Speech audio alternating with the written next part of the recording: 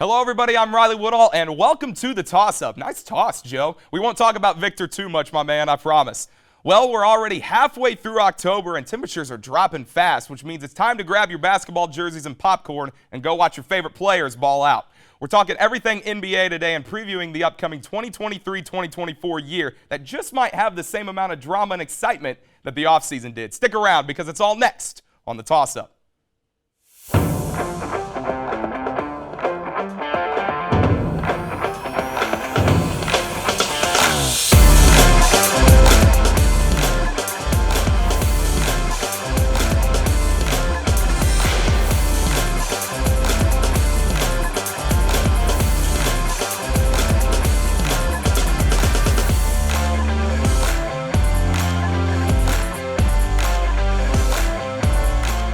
Well, in the blink of an eye, the 2023 NBA season is here. Preseason games are picking up, and we're getting our first look at each squad and how they stack up with the rest of the competition. It was a wild offseason with so many moving pieces, but what can fans expect from their favorite teams? Today, we'll dive into some of the biggest storylines surrounding the 2023-24 NBA season. Who will benefit the most from the Milwaukee, Phoenix, and Portland trade? Which players in a new uniform will have the biggest impact? The newly added in-season tournament. Good? Bad?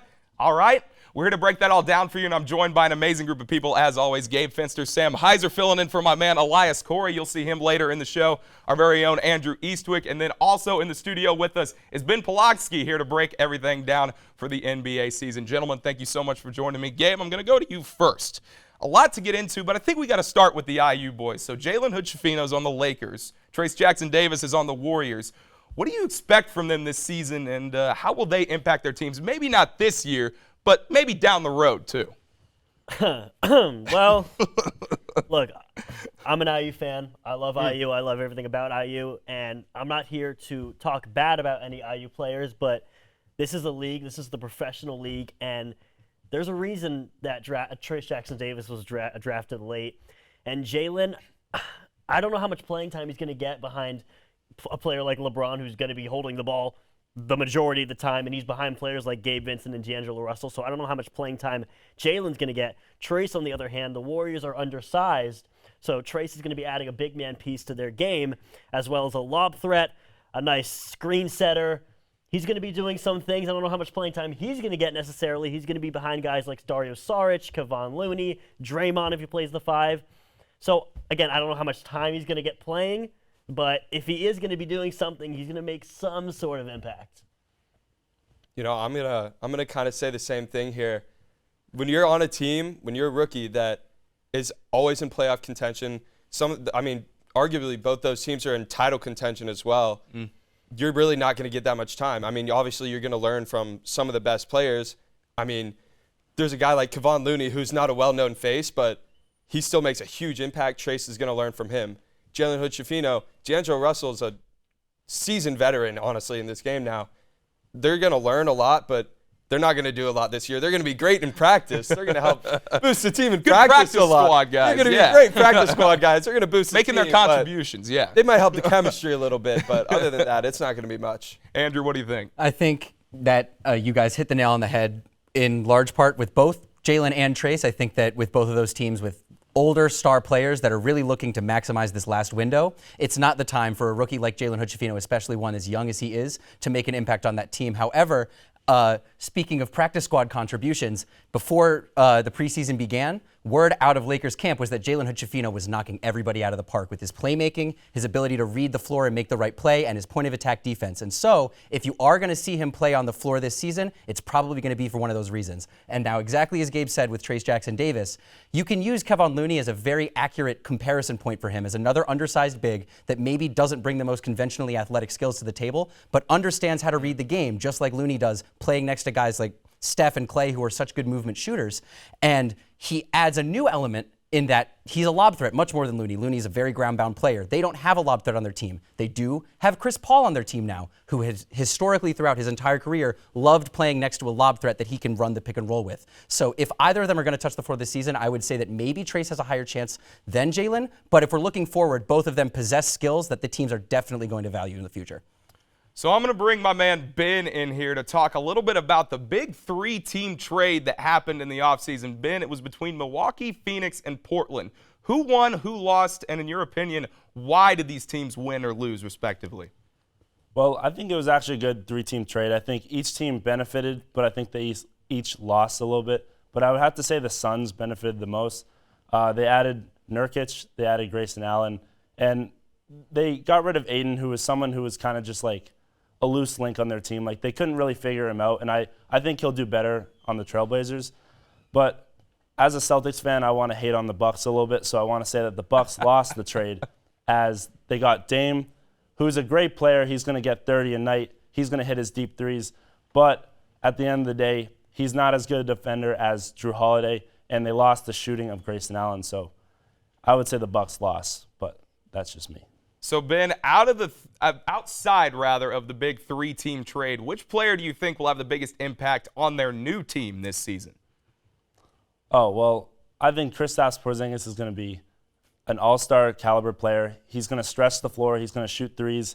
He's an elite rim protector, and I think he's going to be a great addition to this new Celtics team with Drew Holiday and the loss of Marcus Smart, which is going to hurt the Celtics because it's their heart and soul, but I think Porzingis is going to be a great addition to their team.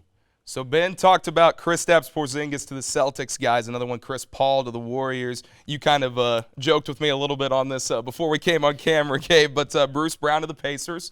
Another one. You know, there's so many. It's just a weird name to put in there. It's a great name to it's put a in. great name. Well, It's a great name. I want to Give get the man your guys' money. opinion. So, Andrew, I'm going to go to you first.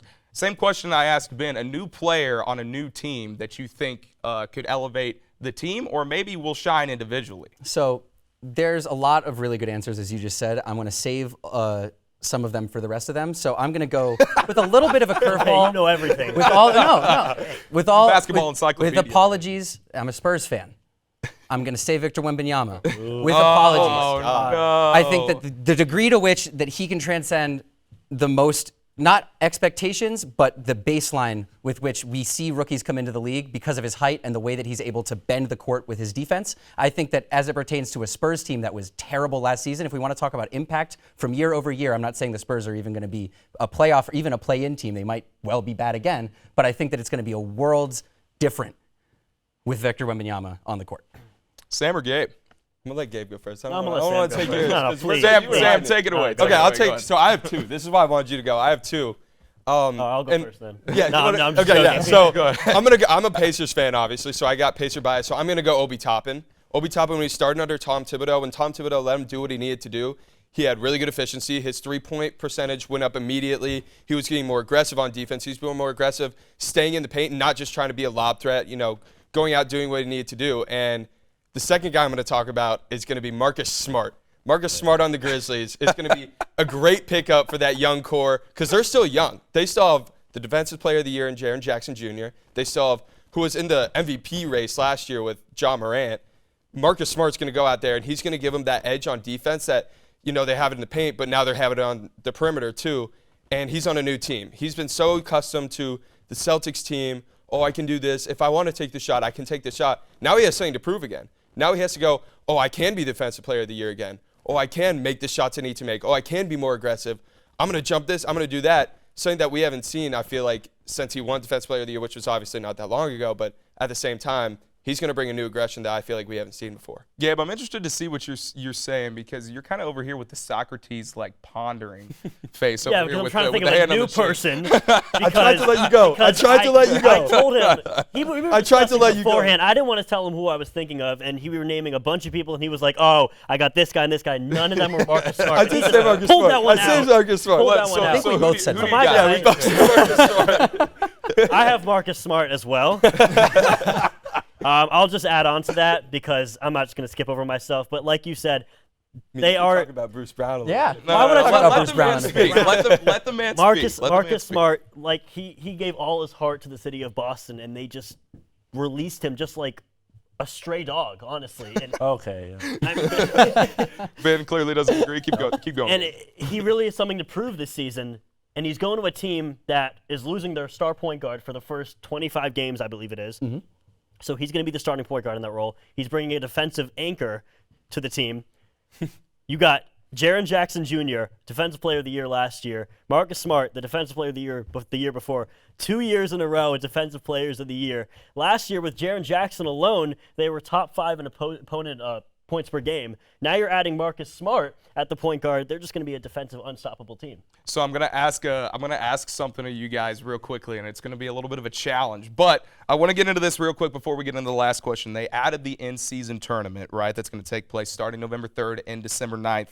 And the NBA kind of said that they added this because they wanted to create another competition for the players to work for, another trophy for the players to work for, and also to increase fan engagement in the earlier part of the season. In about 2 sentences, explain why you think it's good, irrelevant, and why. I'll give you 2 sentences on why I think it's bad. Okay. I think it's bad because it is purely just marketing. It's not about the game right now. It's about marketing and making money.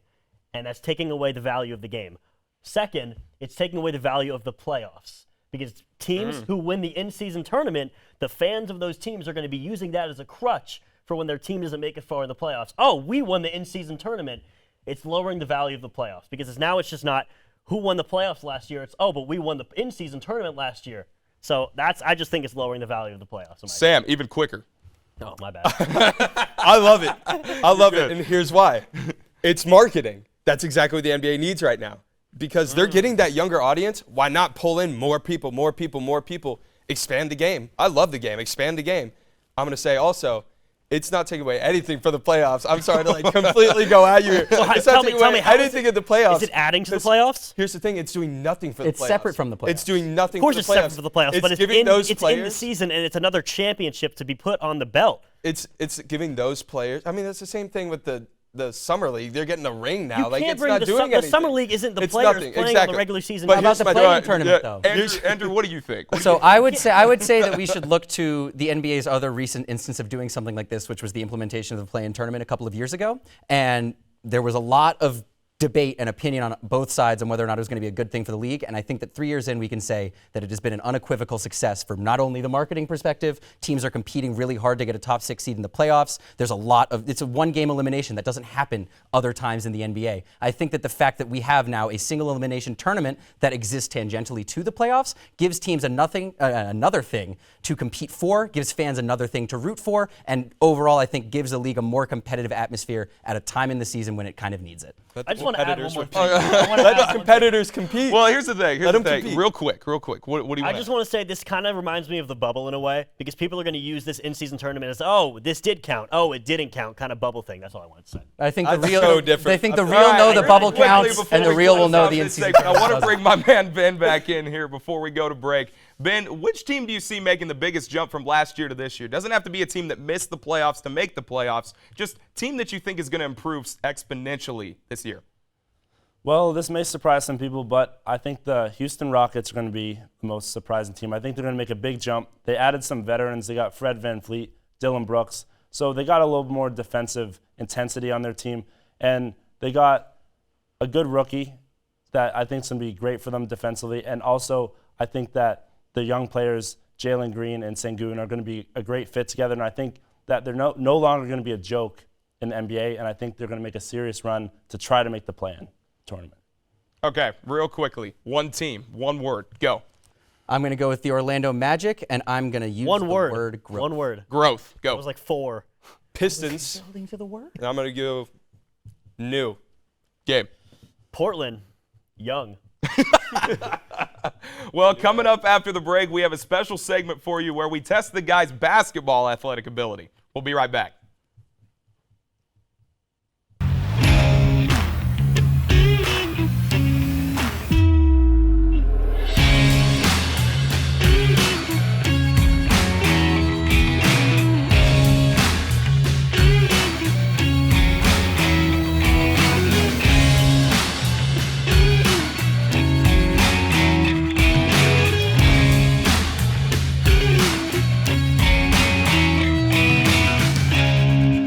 Hey, what's going on, guys? Welcome back to the show. I got the 4 boys with me here, and today it's a toss-up first. We got 2 games for you. The first one, a classic game of pig. The second, I'm going to be stepping aside and seeing these 4 go 2-on-2, best of 5. Let's see who can get there. We know that their basketball knowledge is great, but is their basketball athletic ability the same? Does it hold up? We're about to find out. Gabe, send us off. Hey, let's go. Hey! Hiya! After every This is for you. Shots in the air. bang! Oh! Yeah. You get a point.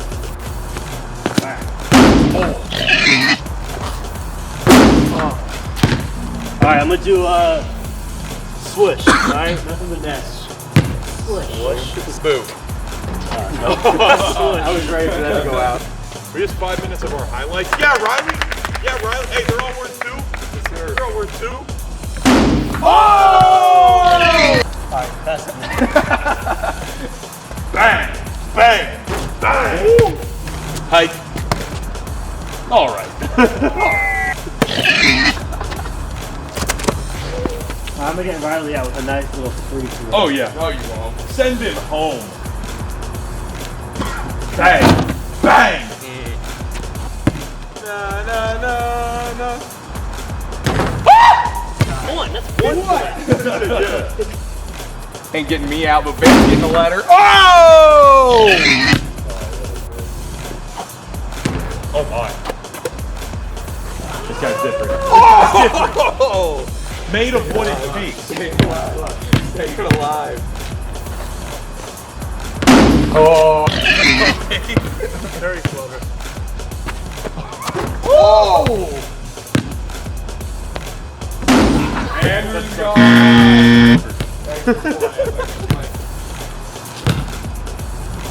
Sure. Oh! Yes, sir.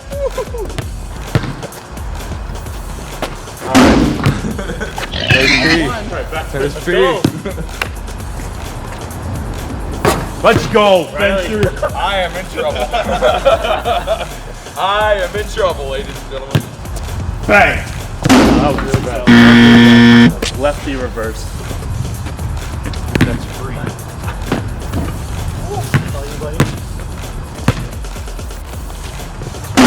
Oh! There's one. There we go. Ooh!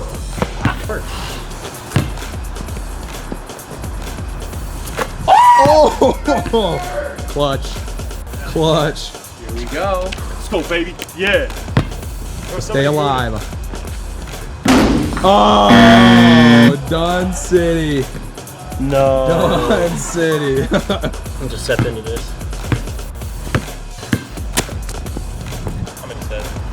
Stop! Oh. I mean, I want to get to 2, so I think I'm gonna get a little weird with it. Give the other? Yeah. Oh yeah, that was bad. Game. Fenster. Wins For game the culture, one. baby. For the culture. One more, just for fun. Welcome back to Challenge 2. It's 2-on-2. Ben and Andrew versus Gabe and Elias. First team to 5 points. All shots, 2s and 3s, only go for 1 point. And again, first team to 5 points is declared the winner. I mean, if you want, you got to go behind the camera. Elias Corey, East Street Station, pre-K. Gabe Fenster, Tyler, who are you? Ben Polonsky, NEL Sergeant Elementary School.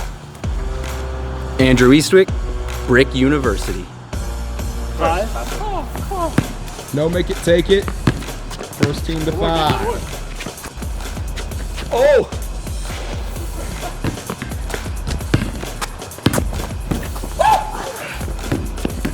Both teams struggling on the offensive side of things early. Oh! Man inside. Floater goes.